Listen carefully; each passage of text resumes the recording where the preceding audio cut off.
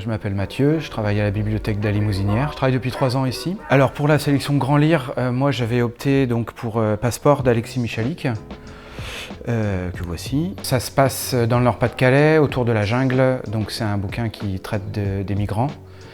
Donc il y a plusieurs personnages, il y a un CRS, un migrant, leurs petites amies respectives. Le livre commence sur un migrant qui se fait passer à tabac dans la jungle, qui perd la mémoire. Et donc il est récupéré par une association, par l'hôpital. Et donc il va retravailler sur sa mémoire, il va essayer de retrouver la mémoire.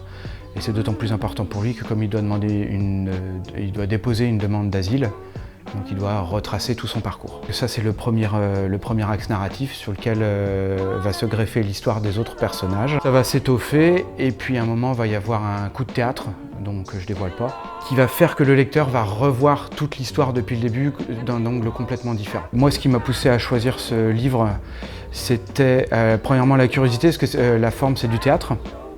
Donc je m'étais dit je lis pas souvent de théâtre, donc je l'ai testé. Et puis la thématique est assez intéressante, puisque non seulement elle est actuelle, elle est de plus en plus actuelle. Et puis voilà, j'avais jamais rien lu de cet auteur-là. Je voulais quelque chose qui se lise rapidement, facilement, c'est le cas.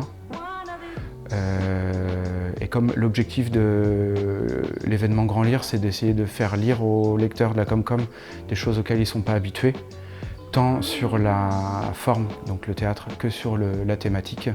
J'ai voulu mettre ça en avant moi. Alors le style est très accessible, malgré le fait que ce soit... Alors l'avantage du théâtre, c'est que c'est que du dialogue, donc finalement c'est facile à lire. Les personnages sont très facilement identifiables, malgré qu'il y ait un jeu sur les identités qui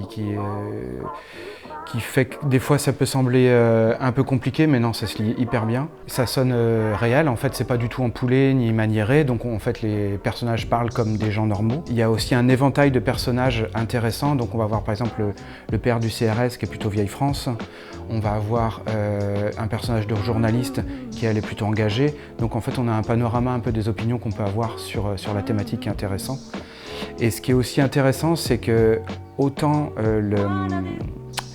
les gens parlent de manière naturelle, autant le récit est aussi entrecoupé de moments assez courts qui sont plutôt documentaires et plutôt, on va dire, engagés sur la question.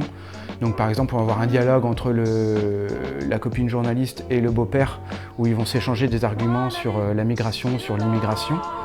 Et donc ça se passe bien, ça se lit bien, mais l'auteur en profite aussi pour passer quelques faits sur l'immigration, ce qui permet aussi de réfléchir et notamment de combattre les idées reçues à travers les personnages. Pourquoi est-ce que je le conseillerais? Donc moi je l'ai fait lire à 2 bénévoles déjà, et en fait le premier argument c'est la facilité de lecture.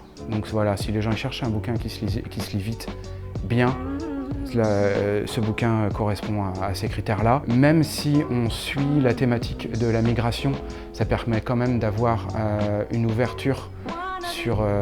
comme c'est un récit de vie, même si c'est une fiction, ça permet d'ouvrir un peu son esprit là-dessus. Le gros avantage, c'est que le twist de fin de livre, en fait, fait waouh.